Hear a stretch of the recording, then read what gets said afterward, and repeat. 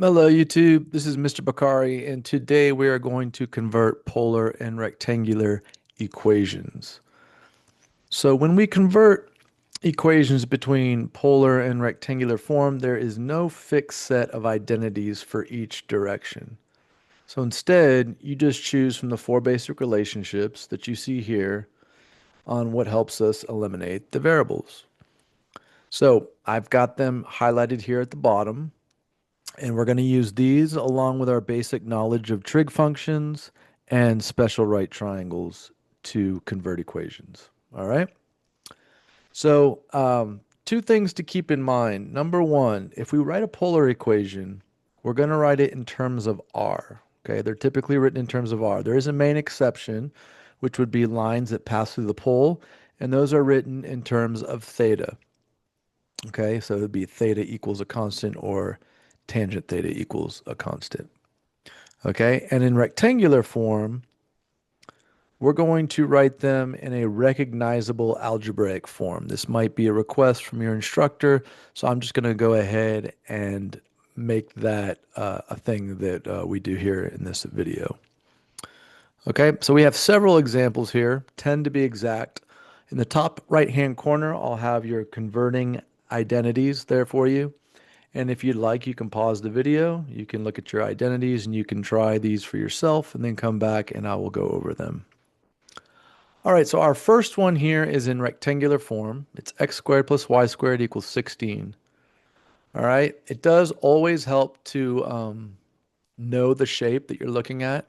That might help you make certain decisions as to how about going about converting this, but so that's always a good thing to know. So this is a circle, and as you can see over here with our identities, I can replace x squared plus y squared with r squared, which is exactly what I'm going to do to start. Okay, so we want to get rid of x and y, and we want to bring in r and theta. Okay, so I'm just going to replace that on the left. And now I want to write this polar equation in terms of r, so I'm going to take the square root of both sides, and that will give me r equals 4. And that is my circle in polar form. Okay? All right, let's look at another one here. This is a polar equation, r equals 5 cosecant theta. So here I'm going to use my knowledge of cosecant theta and know that cosecant theta equals r over y. So by replacing that, I've eliminated theta, and now I'm one step closer, okay? So I've got to get rid of the r's. So the first thing I'm going to do is I'm going to clear the denominator here by multiplying both sides by y, okay? Y's cancel over on the right, and on the left, I have yr equals 5r, okay? Now I got to get rid of r, so I'm going to divide both sides by r, which will cancel them on both. And what I'm left with is y equals 5, which is rectangular form of a horizontal line through 5. Y equals 5. Okay? All right, let's look at another one. Y equals x. So this should be very recognizable. This is the parent linear function. Okay?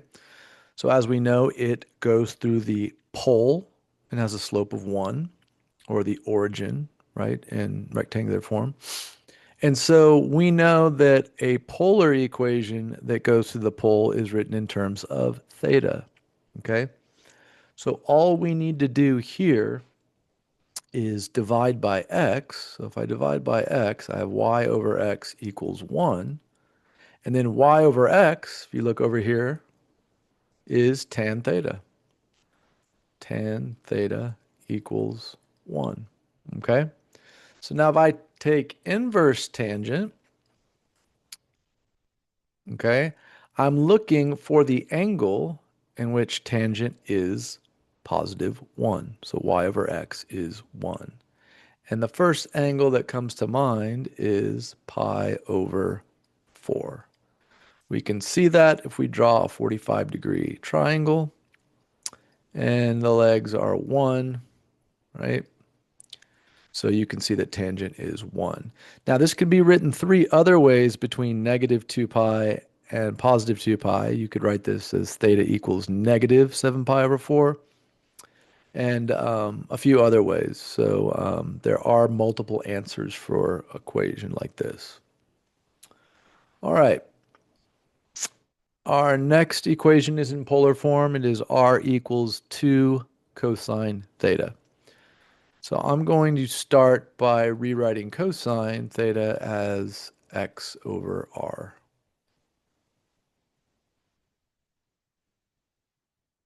Okay? And then I'll get the r out of the denominator there by multiplying both sides by r, eliminating r on the right. And on the left, I have r squared, which is key because I'm trying to get rid of r and bring in x and y. I can use this identity right here in pink. R squared equals x squared plus y squared.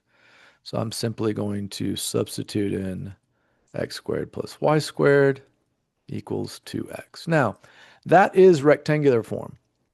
But like I said, in rectangular form, I'm going to write them as a recognizable algebraic form. So this is a circle. So you might be asked to write a circle in standard form.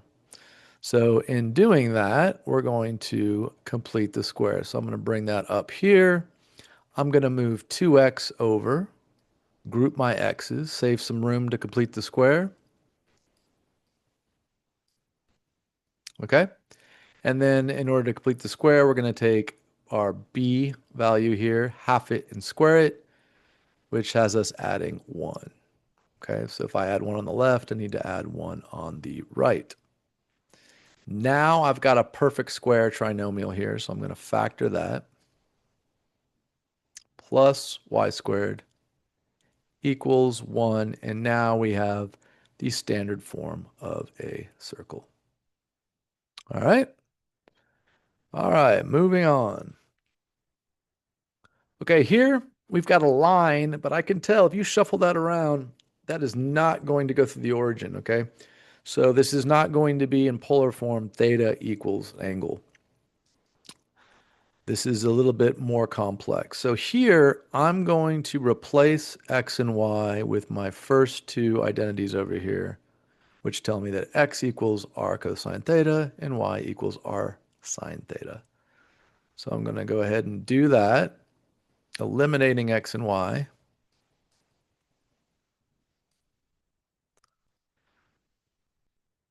And I need to isolate r here. So in order to do that, I need to factor. So I'm going to have to take this negative 2 and move it to the other side of the equation. Okay, so I'll just rewrite that real quick.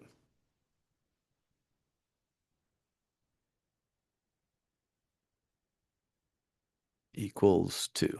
All right, now I've got two terms on the left. I can factor out an r, which gives me 3 cosine theta plus 5 sine theta equals 2. And now to isolate r, all I've got to do is divide both sides by 3 cosine theta plus 5 sine theta.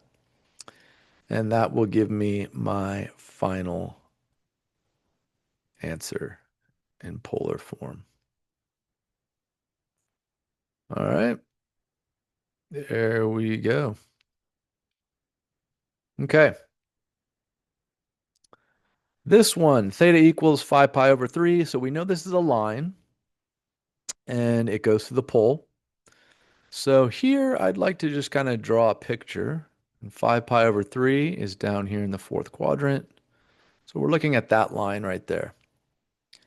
Now, if it goes through the pole, the rectangular form is just going to be y equals mx, where m is our slope because the y-intercept is 0. So all we have to do here is find the slope of that line. So if I form a triangle here at 5 pi over 3, I know that 5 pi over 3, my reference angle is 60 degrees. Well, then my special right triangle would be negative root 3. This would be a 1, right? All I need is my slope, my change in y over my change in x. And I'm done. So my final answer is y equals, and my change in y is negative root 3. Change in x is 1, so we're good there. Put in my x, and there is my rectangular form of this equation. All right. X equals 8. So this is a vertical line in rectangular form. And in order to convert this, I'm going to replace x with r cosine theta. So I'm going to write that. And now I need to isolate r. So I'm going to divide both sides, cosine theta. Now, this could very well be an acceptable answer, but maybe your professor, your instructor, wants you to write this as a standard trig function, okay? And what I mean by that is if I break this down right here, this is 8 times 1 over cosine theta. Agree? Well, we can use our reciprocal ID for 1 over cosine to rewrite that as secant theta. So a cleaner way to write this would be 8 secant theta equals r. So you might be requested to do that. Actually, I have my students do that, so there you go. Just wanted to show you that. All right. Here we've got a polar equation, r equals 2 over 1 plus sine theta. This is probably foreign to you as far as the shape goes. That's okay. We're going to use the usual algebra move here, which would be to clear the denominator. So when we have variables appear in a fraction, we're going to clear the denominator. So I'm going to multiply both sides by 1 plus sine theta.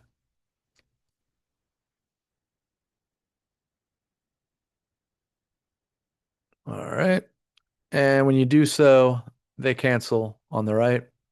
And over here, we get r plus r sine theta equals 2. Okay? I'm going to replace sine theta with y over r. All right, sine theta equals y over r. And that will cancel these r's right here. And this leaves me with r plus y equals 2. Okay, so we're getting close. Now I got to get rid of this r. I can see over here, if I have an r squared, I can replace it.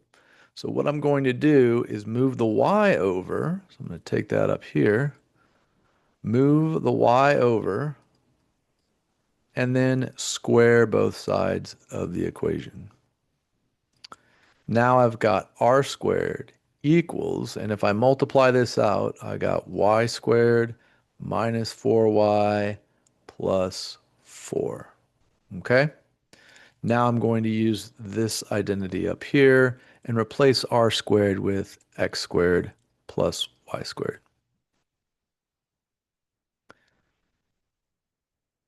All right. Now, you may notice that the y squareds will cancel out. So we should definitely eliminate those. And now when we look at this equation, we can see that we have a very familiar shape. This is a parabola, okay? Now, this is rectangular form. You may be able to leave it like that, and that would be totally acceptable. But if we were asked to write this in a more recognizable form, maybe standard form, I would subtract 4 and divide by negative 4. Because we write parabolas in terms of y, right? And then to tidy that up, I could write that as negative 1/4 x squared plus 1 equals y. And there is my parabola in standard form, rectangular form. Okay? All right. Just a few more here. This is another parabola, but this is a horizontal parabola. It's written in terms of x. So here I'm going to start off by replacing x and y with r cosine theta and r sine theta.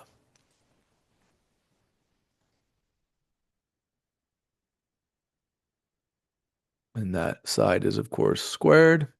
So I'm going to go ahead and square that. So I have r squared sine squared theta equals r cosine theta. Okay? Now, by dividing both sides by r, I can do some canceling here.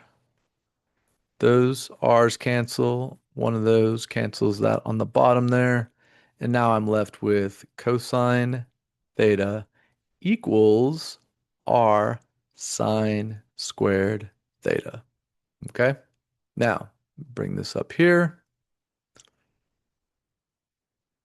I'm going to solve for r, of course, because that's how we write our polar forms, which is going to give me cosine theta over sine squared theta. Now, you could leave it like that, but I'm going to write this in with standard trig functions. So to break this down for you, this is cosine theta over sine theta times 1 over sine theta. So what we can do is bring in some fundamental trig identities here. The first one, quotient identity, tells us that cosine theta over sine theta is cotangent theta. And this one over here, the reciprocal ID, tells us that this is cosecant theta. And now we have a nice clean way of writing our polar form there. Okay? All right, last one. We have tangent theta equals 2. So we have theta equals, but here we see tangent, okay? And the reason being is this is not a slope that we can derive from a special right triangle, okay? But these are very simple because as you can see over here, tangent theta equals y over x. So I'm going to simply replace tangent theta with y over x. And now you can see this is in fact a line. And if we multiply both sides by x, right, x cancels, and we simply have y equals 2x. So 2 is our slope, goes to the origin there, and there is your rectangular form. Okay? So I know this was a bit longer than usual, but I wanted to show you a bunch of different kinds of equations that you might be asked to convert in either a trigonometry or a precalculus class. And hopefully you learned some things here and how to utilize these identities as tools to help us convert. And I will see you in the next video.